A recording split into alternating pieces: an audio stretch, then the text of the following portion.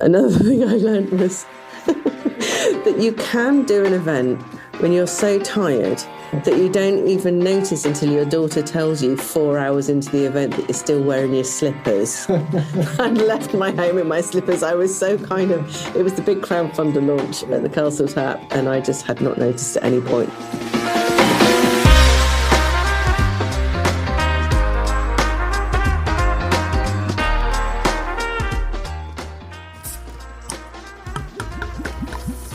Hello and welcome to We Are Beer People, a podcast all about the many different people who help us enjoy beer. I'm your host, Rob Cadwell, and I reckon if you're listening to this, then there's a good chance that you are one of the beer people too. You might be involved in the world of beer, you may want to find out more about the industry, or perhaps you simply enjoy drinking the stuff. So join me now as I have a chat with one of the beer people.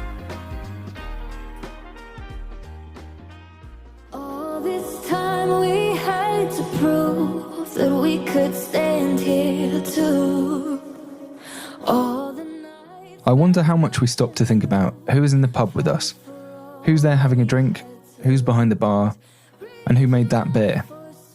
But perhaps the most important question is who's not there. And fewer than 1 in 20 adults with learning disabilities in England are in paid work. And that's where the Count Me In Collective comes in. Today's guest, Becky Whinnerah, co-founded the Count Me In Collective with her husband John. And the Count Me In Collective, which you might hear called CMIC or CMIC, is a movement designed to improve the representation and experiences of those with neurodiversities and learning disabilities within hospitality and brewing. And Becky has a background as an artist, a brewer, a landlord, a musician and a lecturer, and has direct experience as a parent care of her children. And these are all skills and experiences that have been brought into Count Me In Collective. Their work begins with networking and collaborations within breweries, pubs and bars, increasing awareness of communities who may not find these environments as inherently welcoming as many of us do. What started as an idea has seen several collaborations with Berkshire breweries, a crowdfunding campaign, and the creation of a brewery in the back of Reading's Castle Tap pub. What's been truly wonderful is hearing how much of a difference this is already making to the people that are being counted in and to the breweries and pubs that are getting involved. And this takes in an awful lot of hard work from a collective of volunteers. So if you'd like to help with your time, skills, partnerships, guidance, or even donations, please get in touch with Becky, and you can find the details and social media channels at cmic.uk. And with that, I headed to the Castle Tap pub to have a chat with one of the beer people about making beer a place for everyone.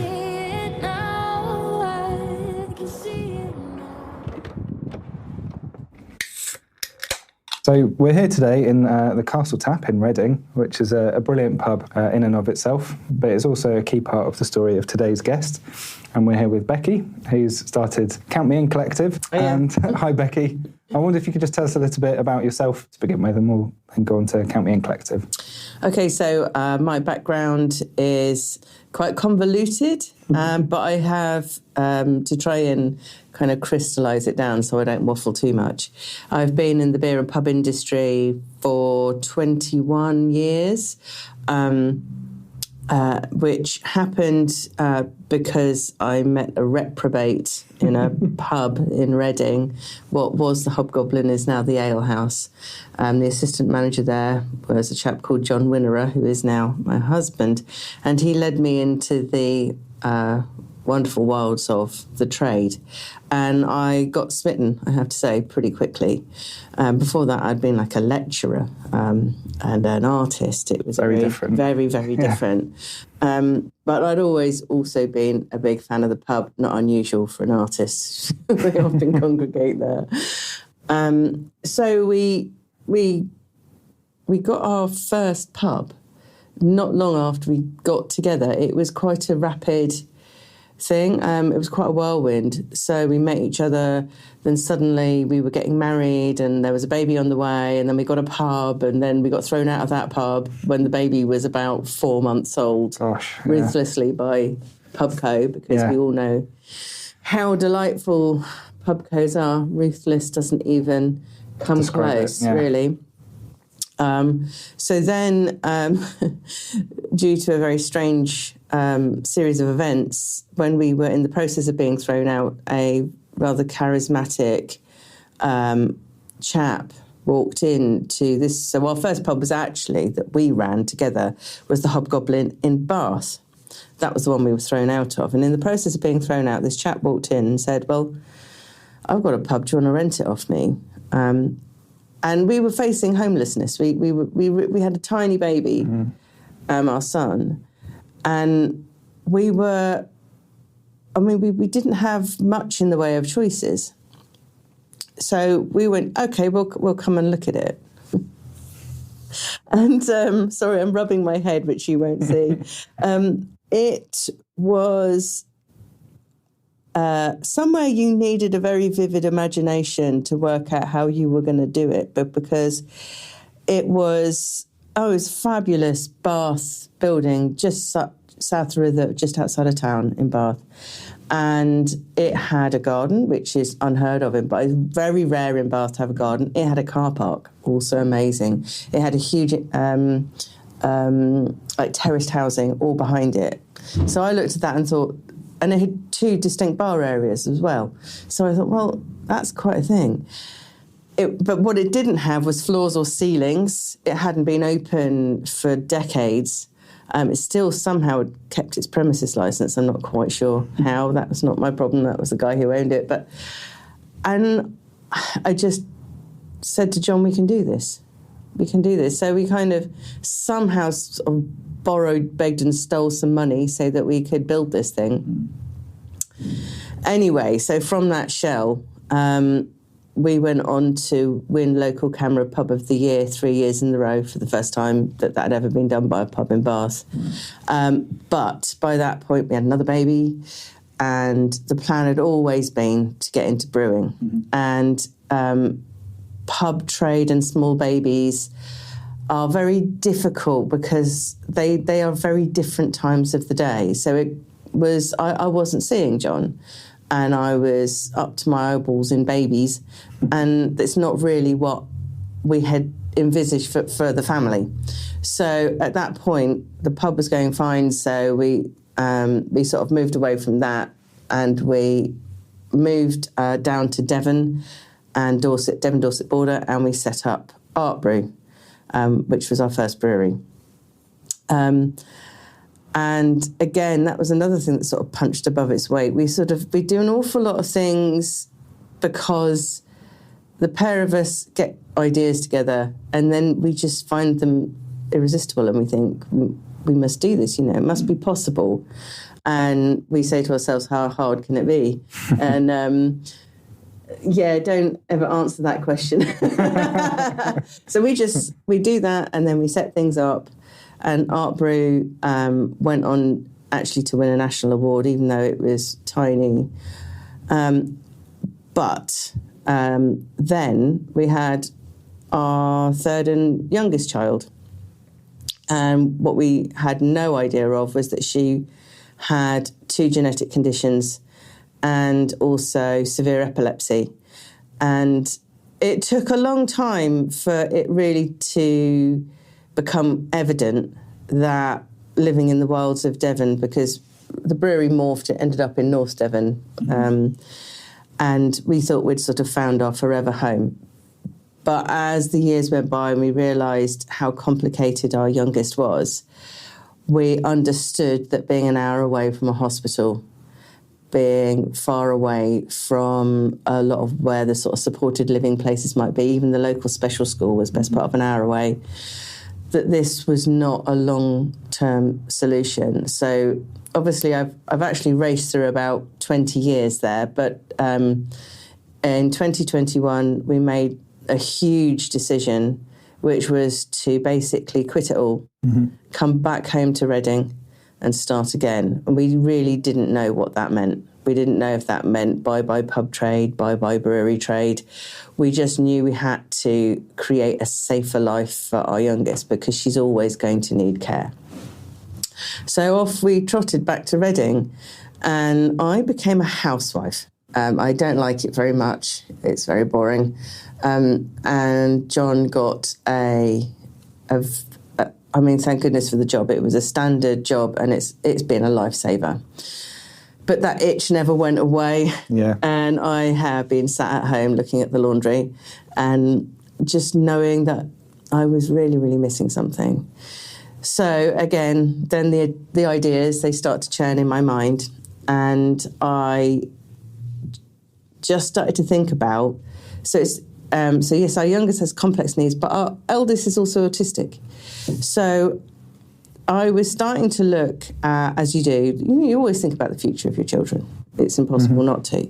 And I was looking at it and I was reading up on it and discovering, not very surprisingly, that employment opportunities and even work experience and training opportunities for people with different neurodiversities or neurodivergence and people with more complex disabilities, it ain't great. It's pretty bobbins. And so I looked at what our skill set was, and I was particularly thinking of my own, actually. And I thought, well, I'm a trained lecturer, I'm a parent carer, and my parent caring duties are really quite complicated. They're 24/7, very full on. And I'm an experienced brewer. How do I marry this all up into something that could do some good, but also get me out of the house, do something that's more close to my heart? And that's where the beginnings of the idea of the Count Me In Collective came from. It stewed in my brain for a little while, but I was at the Castle Tap one time, as you do. Yeah. It's a great pub. And I just started to notice there was this little back room, and I thought, ooh, I wonder, because, we need a venue. And so I thought on it for a little while, and then eventually I just broke and I talked to the landlady here, Cara, and we talked it through, and we both started to feel quite excited about the idea, and that was really where it began. It's been a big journey since then, but that's where the idea began. Yeah, just to describe the Castle Tap, it's one of those sort of beautiful, almost like this old terrace building where you've got the front lounge area, which is the main part of the building, but you then have to come outside through a nice place where you've got a place to store your beers. The door opens, then you come through outside, through an alley, turn left, back through another door, and then you're in the sort of back space there. But there's also that space, as you say, that's not used at the moment. And has it been used at all in the past? Or it's been a storage room. It's just been a storage room since they've been here. So we kind of looked at it. We knew, so the brewery is going to be dinky. It has to be. The room is small, but that doesn't matter. It means that it can be done, and it can be done on a budget that we could reach. So, and also the advantage of doing it in a pub is huge, because it means there's an outlet for it, but also it's easy to engage people because they're here already. It's the end-to-end story of beer, isn't it? It really at that is. point, yeah. Yeah. And whether you're working there or you're experiencing the beer at the end, it's all there for you. Yeah, it's really good. I love this pub. I think it's one of those places. I was very lucky. I got to be the artist in residence here as well for a little while, and I did a drawing about based on words that people said here. And one of the words that was written, because I had a little suggestion box, and then I'd do a drawing based on what was written. I love that. And somebody talked about how it was like home. It was, and it is like that, particularly by the fireplace. There's cosy armchairs, there's that real sense of, there's loads of board games. But there are little nooks. There is also an open bar, but it is also, it's small enough but big enough. I think I personally like that with pubs. Yeah. I'm less fond of the really big open plan pubs. I do like those where there's those little nooks and niches, and it's very much like that. And the beer selection is to die for here. Yeah. It is phenomenal, and also the gin and whiskey selection is great.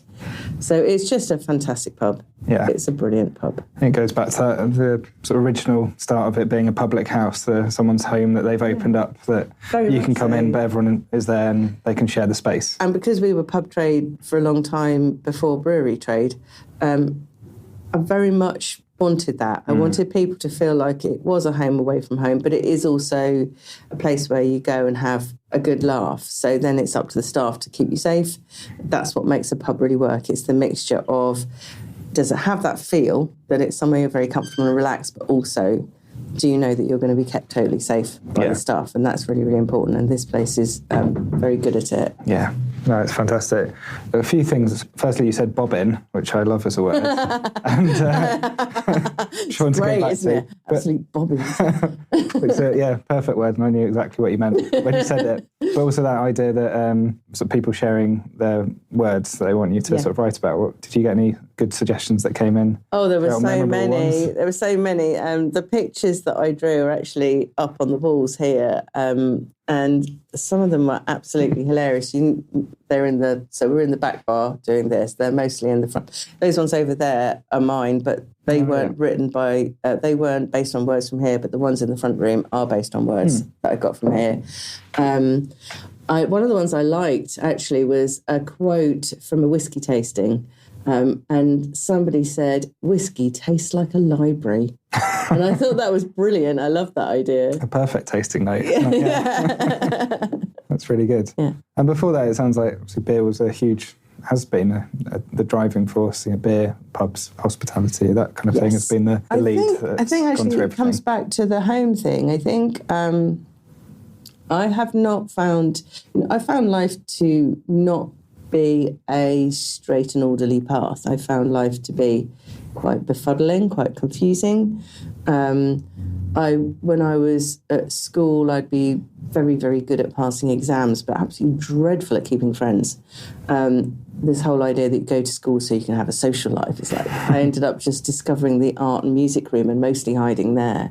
And I think what pubs did for me, and that carried on to university, to my first jobs, I've found life quite an awkward space to be, because most of the sort of social setups I couldn't understand them. I found them quite alien.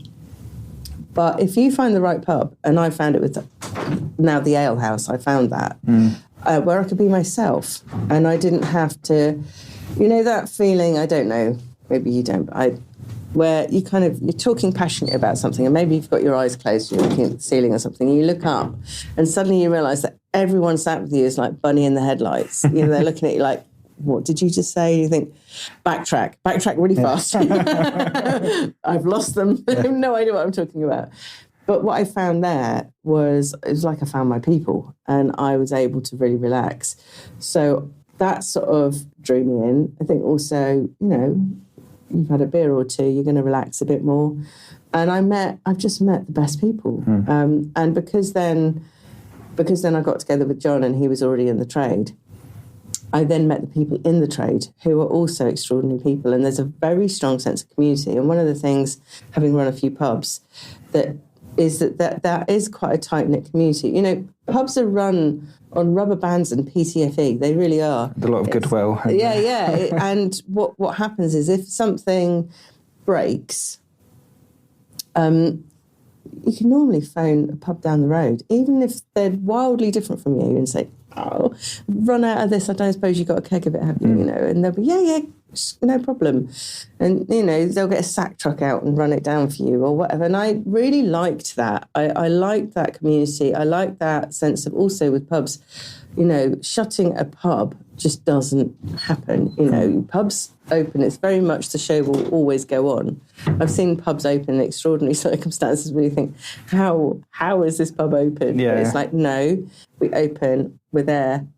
And I think that I love it. I really do love it. And I think that for me, I don't know if that's a British pub thing. I don't know. I talked to an American professor a few years ago about it, and I was describing how with British pubs there's this idea that you find your pub. There's so many different kinds of pub, and when you find it, it feels like home. And she was saying American bars really aren't like that. It's much more macho, very, very different. I don't know. I've not been to America, but I like that very much. And it was a relief to not feel always like an outsider. I'd spent a long time feeling like an outsider. So I like that. I think it's brilliant that pubs can offer that. And, it can be that the space where you find your people. And there's a huge amount to be said for that, isn't there? I think so. Yeah. I think it's really important. And I think it's... I'd be interested to know if other people kind of agree with that. But it's certainly been my experience, and my husband's as well. It was somewhere you could go where people would listen, or if you got a bit puffed up and too big of yourself, they'll take you down a notch or two. You know, you're not going to be allowed to get away with anything there, are you? Shut up. And I wonder if you can tell us a little bit then about how Count Me In Collective came around as an idea. So once I'd had that idea, and once I talked to the landlady here at the Castle Tap, and she was like, yeah, that's a good idea. You know, she was cautious. Of course she would be. It's a big thing. So at that point, we started to look into it, the sort of legal ins and outs and how much it might cost and all of those sort of things. And it took a while because also one of the things about the Count Me In Collective is it is a collective. And the big reason why it's a collective is because all of us who are involved, we're all volunteers, and we've all got really complicated lives. So there are other parent carers like myself, but also there are other disabled people who are volunteers. There are also a lot of the volunteers just have very full-time jobs, and they're doing this in their spare time. So what we can't do is put a load of money into taking on somebody full-time to steamroller this through. We're all just having to do it 5 minutes here, half an hour here, you know, maybe a whole couple of hours somewhere else. And I've also been juggling my daughter's disabilities got a lot worse last year. It was just really unfortunate that exactly as we launched the sort of very first idea of CMIC here was also precisely when she started to nosedive. And so we've been in and out of hospital. So it's been slow. It's been a lot slower than I wanted. And that's really frustrating because one of the things we found out very quickly as soon as we started talking to people about it and running events about it, there was a real support. There was a real warmth from the community. I had people coming up saying, what can I do? Sign me up. So that was incredible. Then it took us, so although we officially started talking to people about it March last year, it then took us months to actually, we did a couple of fundraisers, which was incredible, but we didn't launch the crowdfunder till I think September. And that was extraordinary. I just didn't think, you know, you do these things, you think, well, hopefully we make a little bit, but we're not going to, you know, we won't make enough, surely not. But we absolutely stormed it. And so by the end, between the donations actually made to the crowdfunder, but also private donations that were made separately, we absolutely nailed that target. So we got the 12,000 that we needed, which is enough to buy the brewery and also kit the room out and also still have a bit left over afterwards as well. Since then, we've also secured a grant from Reading Borough Council, which is fantastic, gives us a bit more breathing space. So it's very exciting. We ordered the brewery about a month ago. It's going to be a swanky 200-litre kit that's made bespoke for the space. Yeah. Over in Swindon at Elite Stainless, who are brilliant, really lovely people to work with. So all of that's happening. We've also had donations of like top grade paint, so that was all donated. Mm-hmm. We've got lots of volunteers who are going to come in and do various building or plumbing or that's really good for us. So we were able to keep all of the overheads really low. Mostly we're just snarled up in paperwork at the minute, but fingers crossed, hopefully that'll all sort itself out in the next few weeks, and then really it's all guns blazing, get this thing going. It will probably still take months, though, partially because of paperwork, but partially also because we are all quite stretched. But the collective, you know, when one person is down, the other one steps up, and so it does keep working, and that's the whole kind of concept of it. So we're still a few months off, but we are tantalisingly close. That's so good. Well, the fact everything's ordered, there's always going to be paperwork to deal with, always. I guess. So we can't get rid of that, sadly. But no. It sounds really good. And obviously, you talked about it earlier about it being, you know, flexible and organic in the sense that you commit the time that you have. And I think that's actually really important. And I think one of the things, having been in the pub and brewery trade for these, you know, couple of decades, is we've seen a lot change in the industry in that time. When we first started out, you know, craft wasn't a thing when we first started out. You've also, there were the small local brewers, but it was slightly less rock and roll. And then you've seen this explosion, which is really exciting. But with it has, I think, also come a different way, or a much more business orientated, in a quite kind of big business orientated way. Breweries have very much kind of got their branding, all their beer names ready before they've even installed their kit. And it's we can't do it that way. Also, it wouldn't be us. So I think the way we're doing it is a much more kind of grassroots way.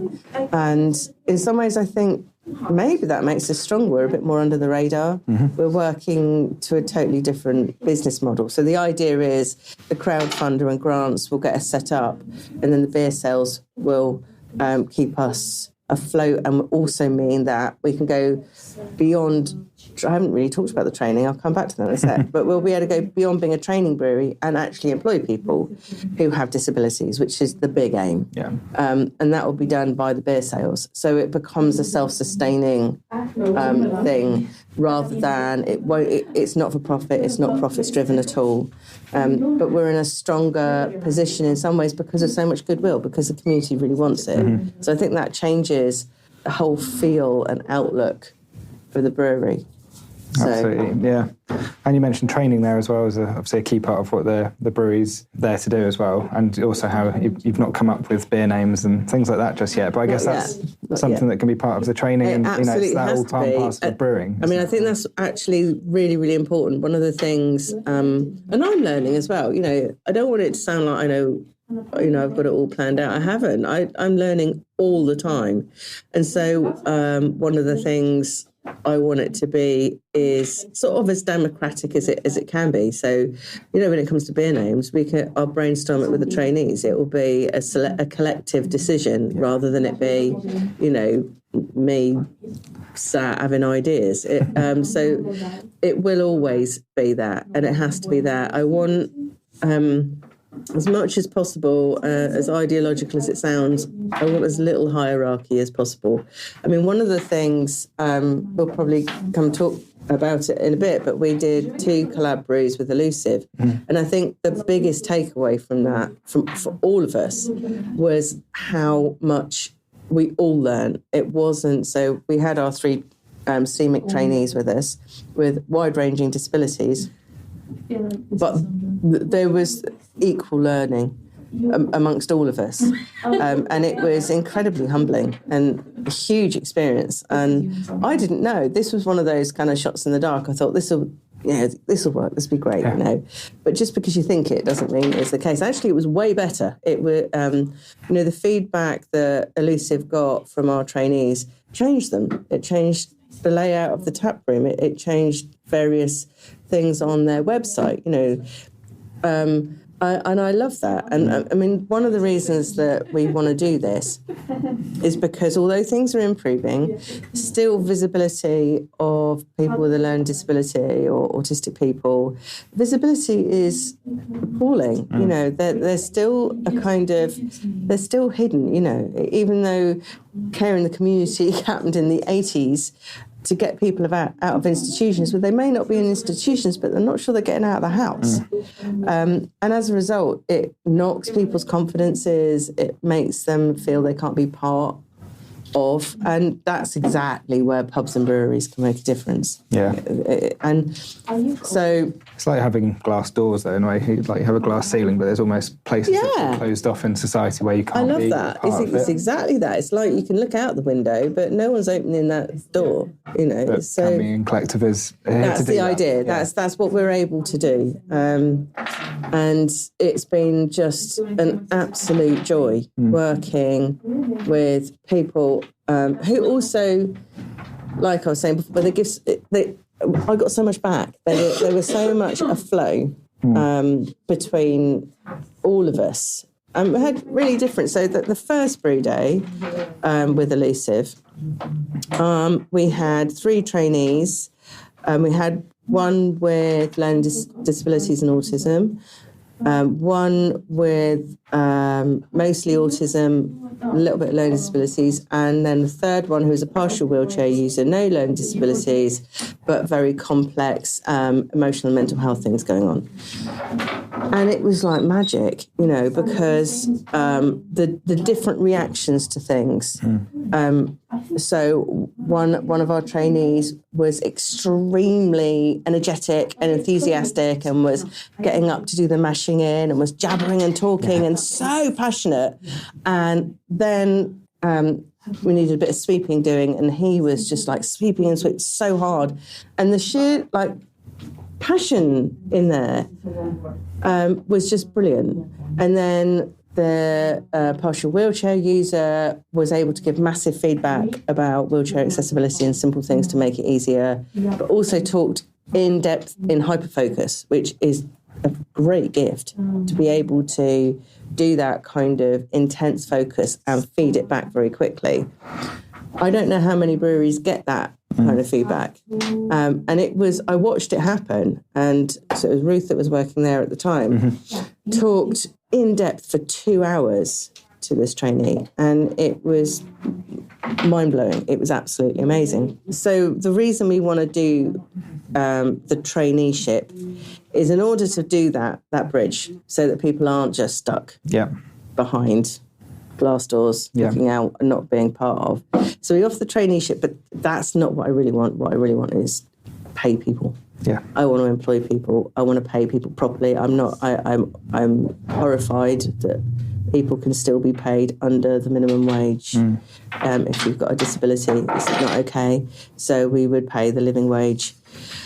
That's the dream. We're a long way off that, but that is what I really, really want. It's fantastic. You can see why people have really brought into that and rallied round and supporting you to do that as well. Yeah, so, there is a lot of support, and I think that's one of the tragic things about this is somehow society has created something that it doesn't even want.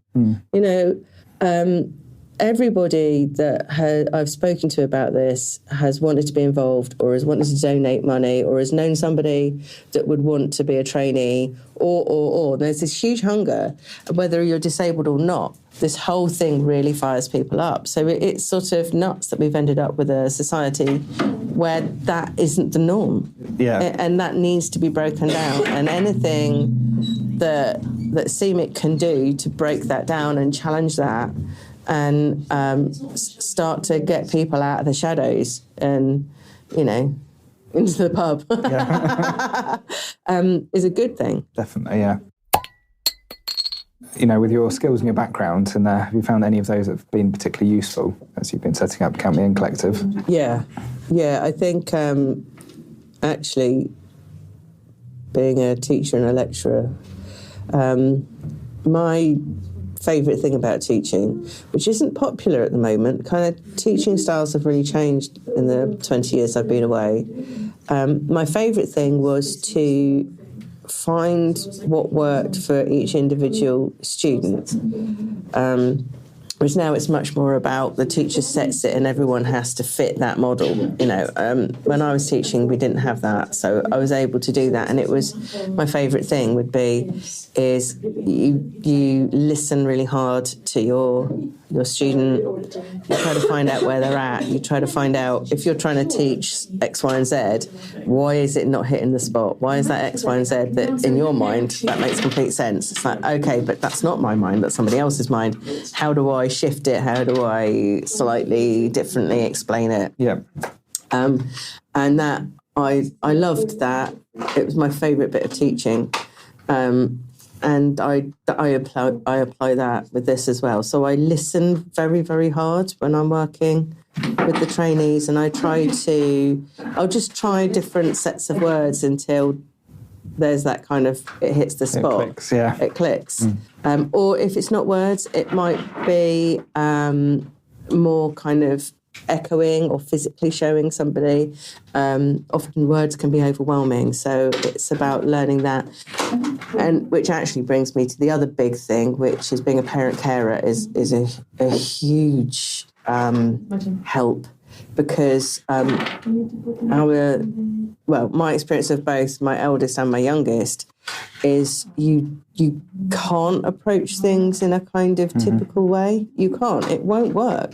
So you can try, but you're going to end up very, very tired and frustrated and no further forward. So you have to find new ways of communicating. And certainly with like our youngest, sometimes the best way of communicating her is just like clapping or dancing or finding a word that makes her laugh, and it's having that very open mind.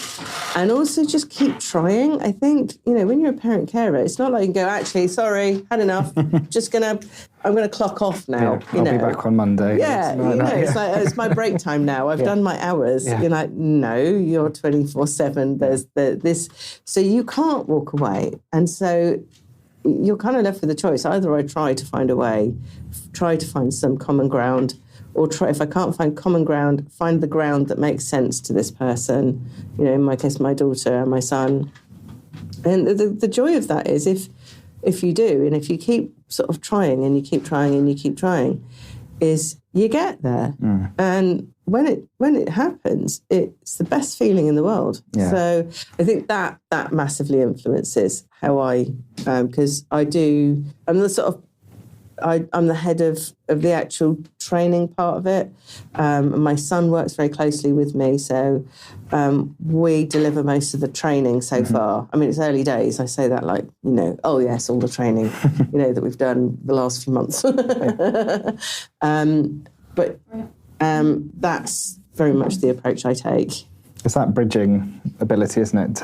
And to work out different ways of bridging, I guess, and reaching people and the perseverance that goes alongside all of that. Yeah, I mean, also, I don't want to big up the perseverance too much. I think I probably overdid that because also it's just joy. It's, again, there's the downside of people being hidden away behind those glass doors. I'm going to keep using that metaphor because I really like it. It's like you can see out, but you can't get out. It's awful. That's exactly what it's like.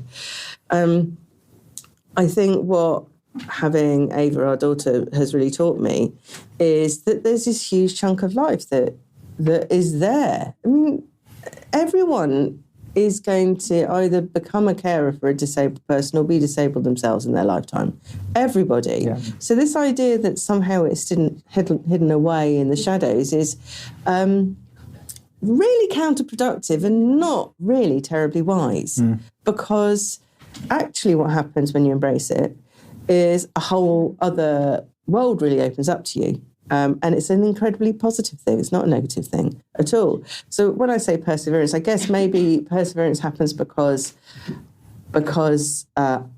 unpaid carers are not treated well. So I am shattered because Ava needs through the night care.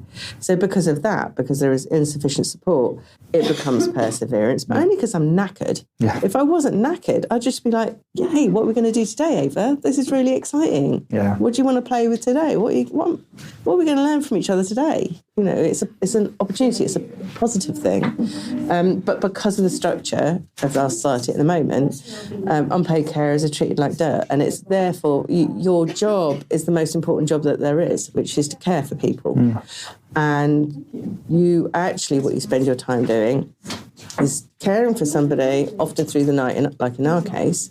But the rest of the time is spent doing forms that are really dehumanising, hour after hour after hour. I've been doing it today. And you almost end up feeling traumatised because you have to describe all the things that are negative about your fabulous child. And you do it over and over and over again. That's the perseverance, actually. The other stuff that I'm going to bring to CMIC is great, and I think anyone who doesn't experience that is missing out, actually. No one else has to do forms, do they, in that way? You don't have to do forms for any other thing like that? No, you have to justify the existence of your most beloved child, and you have to do it on a daily basis. Yeah. And it's soul-destroying, and sometimes it makes you feel quite tough, oh, I'm a warrior, and other times you just want to curl up and bawl and cry, but you can't, because if you're fortunate enough, as I am, where your child can actually access school, which she does go, unless her seizures are very bad, so about a third of the time she doesn't. That time that you get, that's when you do all of the paperwork, all of the housework. If you're really dog-tired, you might have a nap. But what you really want to do is literally just sit or lie like that.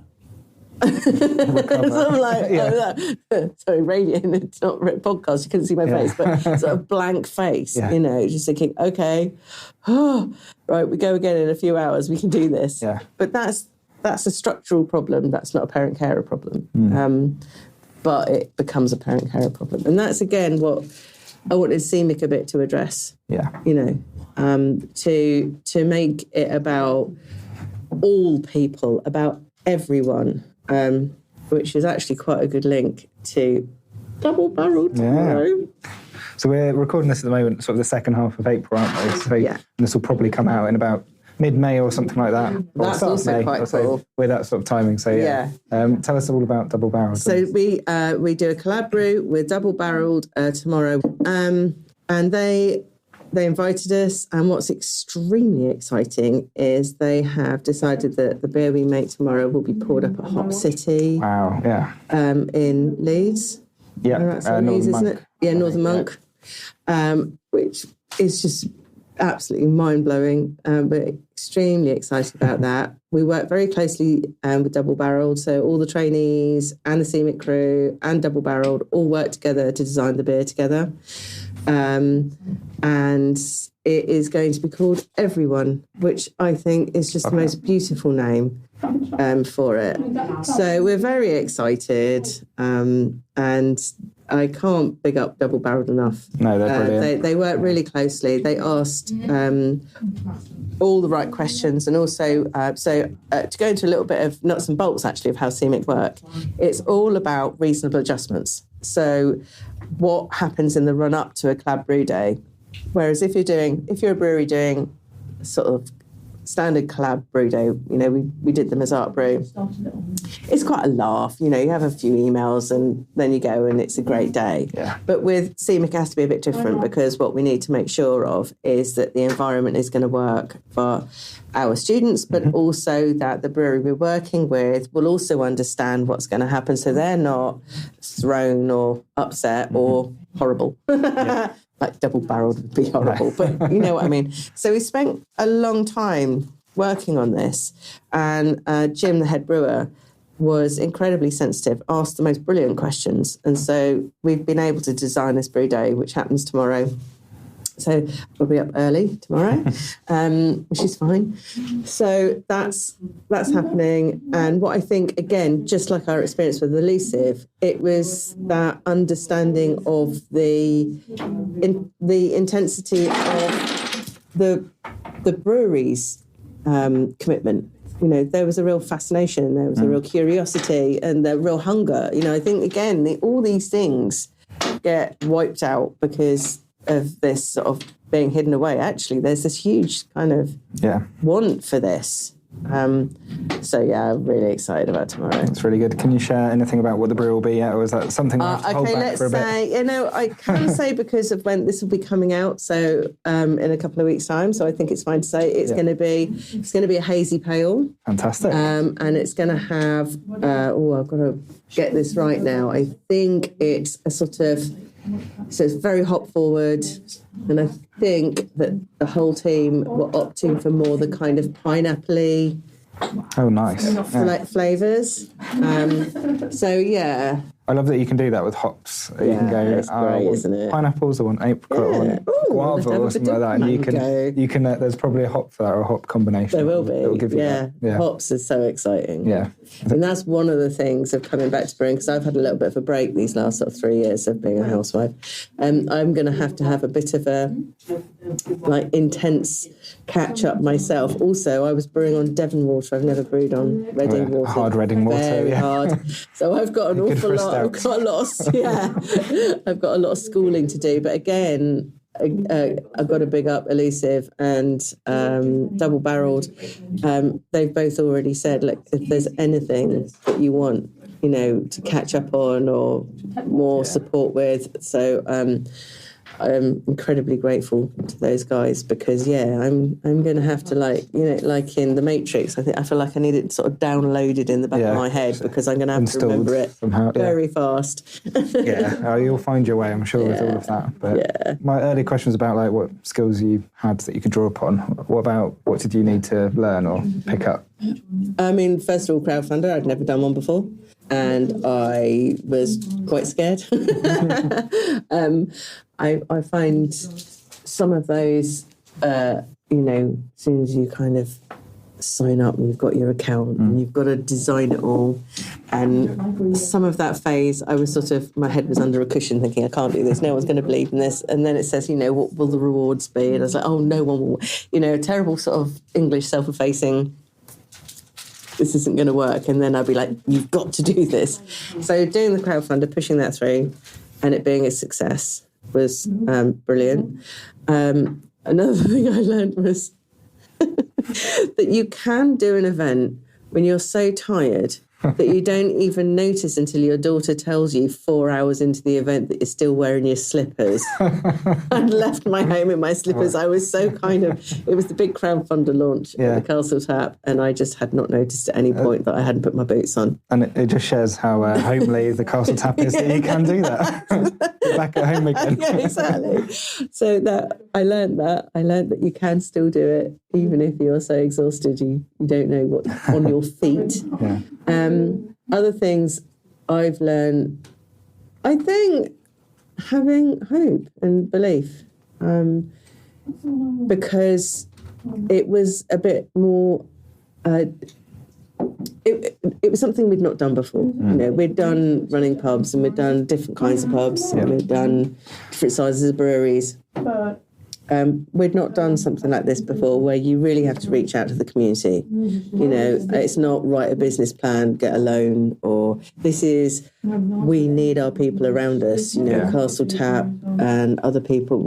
Because we know quite a lot of the Reading pubs from our days of selling as well. Yeah. Oh, I have to say, actually, I must mention Fox and Hounds, Nag's Head, Ale House, and actually, sadly, the Narrowboat, who are now gone, all threw so much effort into helping us fundraise, and obviously the Castle Tap, that goes without saying. So this kind of massive support from pubs all over Reading to make this happen. So that sort of sense of really trying to build something community-based. I think in the past we were more like, must run a business, must keep a roof over our head, got 3 kids to feed, This is totally different. This is, we need our community. This is for our community. Let's all do this together. Is that possible? And the answer is yes, it is. And this is a terrible time to be setting up a brewery. Brewing's in free fall at the moment. You see breweries shutting left, right and centre. But what we're trying to do with this is something very different. So the response has been really quite mind-blowing. That's probably one of the biggest things that I hadn't known was going to happen, and makes me a very happy person because I'm very community-driven. So that is great. It's brilliant. It just shows, well, on paper, how many people are backing you for this as well. Yeah, they really are. We're very fortunate. So you've obviously brewery equipment is bought on the way, I guess, at some point, paperwork on the way and things like that. What would be the sort of next steps that you've got planned for? It's actually quite boring stuff. The next steps until we actually start brewing. I mean, I'm hopeful that somewhere between September and December, we're up and running. Between now and then, it really is just a mixture of paperwork. I've got a few bits and bobs of training that I'm going to put me and the crew through, just basic, some first aid. And so there's some courses we need to go on just to top it up because it's been a little while. So fairly banal, if I'm honest. And also, I suppose, close to the time, when we definitely know it's going to set up, then we'll do a big launch.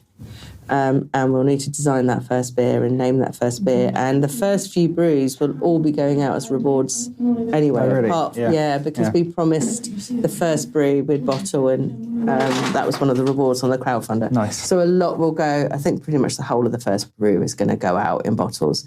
Then the rest will do a big launch here. So we'll be inviting absolutely everybody to that. So that'll take a bit of organising. And then really, once that's done and we're launched, then it's all about getting into the hard graft of making beer, selling it, and getting on with the job. Yeah. Which at the moment feels like it's just there, but I can't quite reach it. It's quite frustrating. All these things to do first, but you'll get there for that. Yeah. How can people help you or get involved? Oh, I'm really glad you asked that. Probably the easiest way is if you go to our rather rudimentary website, which is cmic.uk, so cmic.uk. It's not got much info on there, but there are links to how you can contact us. And we'd love to hear from you, whether you think you could help with what we're doing, or you want to be involved with what we're doing, or someone who might be helped by us, or if you yourself feel like we could be of assistance and help, anything like that, or if you just want to give us cold hard cash, that's always also accepted. Fine. So if you go there, then there's all the different ways of contacting us, and also our social medias. So that is probably at this point the easiest way. It does need more work on it, but that information is there. Fantastic. So yeah, visit there. I'll pop the links to all of those in the show notes as well. So thank you. If you're looking for that, you can find it there. Yeah. And now on to some of the important questions though. I think you probably described it at the beginning, but what is your kind of ideal pub? What are you looking for when you go into a pub? I love that. I think for me, there's got to be, it's got to be a bit alternative. I find, I like places where you walk in and people look fascinating, and maybe the music's really good. The beer selection has to be fantastic. Although I'm going to come back to that point in a second. So I do like slightly alternative spaces, very much so. I like pubs as well that aren't too open plan. I like them to have little different areas for what mood you're in, because sometimes I go into a pub. One of the things I used to love about the ale house, I do love about the ale house, is sometimes you want to go in there and read a book. You can just go out the back, if you want to be social, you can be in the main bar. So I like places that give you those options. Having said all of that, there is something to be said for the kind of bog standard local that maybe you grew up with when you were a kid, so it's the first pub you go to, some of the people you know from the area live there, and the beer is pretty average. But it's that, I do also like those kind of pubs, that you go to them because it's where you've always gone. So that also is good. But broadly speaking, I do like slightly alternative spaces, very good beer, very good gin, a decent playlist. All important things. And people who, I prefer pubs where you're not going to get massively judged. If you're not the norm, I don't like pubs where you walk in and you feel like you're going to be looked up and down and judged for what you're wearing or how you sound. One of the things I loved about the ale house is I'm quite loud, and I think there's still an awful lot of problems for women going into pubs, especially on their own. And I never felt that, bizarrely, I know it's seen as quite an old man's pub, but for some reason for me, I got accepted. It didn't matter how loudly I laughed or what opinions I had, as long as they weren't rubbish ones like being a racist or hideous like that. And in which case you get shouted out of the pub quite rightly. Yeah. But there was an acceptance of difference, and that's very important to me in a pub. Hugely. Yeah. And how about if we drill down into beers then? What's your sort of ideal beer? I'm quite mixed on that. Broadly speaking, I will go to a pale. And I like hazy pales. I like hop-forward beers, very much so. I do like the more sort of citrusy hop-forward beers. Having said that, I do also like a very good porter. But I these days, I used to love them when I was younger. I'd be able to sink a few of those. Now I probably have one and I feel like quite full. But I also do like, and this is something we used to do a lot with Art Brew, I do like putting weird things in beer. So the beer I'm most proud of that I've ever designed was something called Seville Rye. And I did it back in 2013 or 14 maybe, early 2014. So you can only do it during the orange season, Seville orange season. So it's January 2014. Oh, nice, yeah. It was the last beer we brewed on our first kit.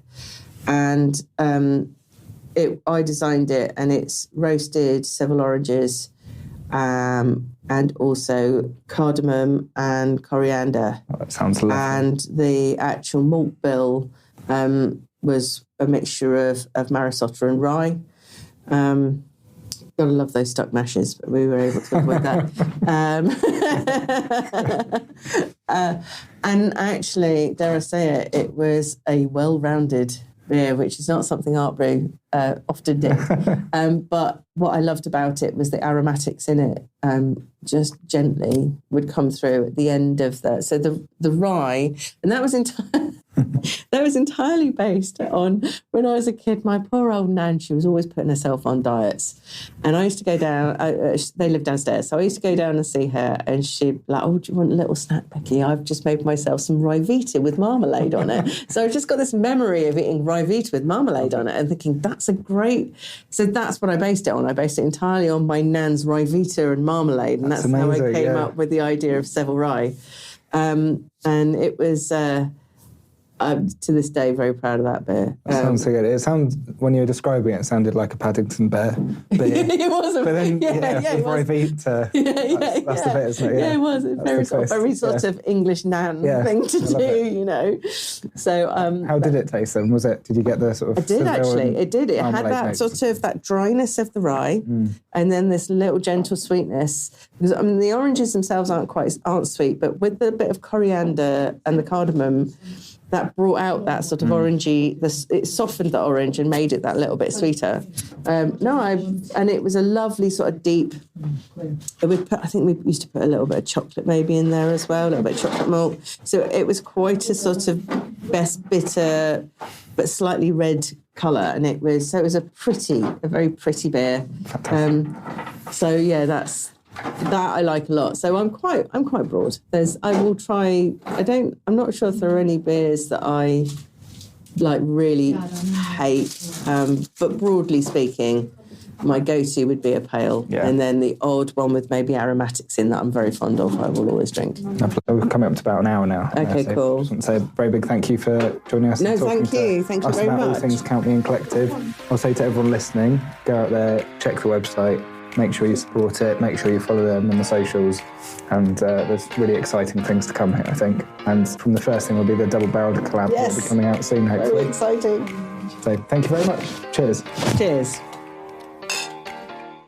So thank you very much for listening, and I hope you can join me on the next one. And this is the part where I ask for your help.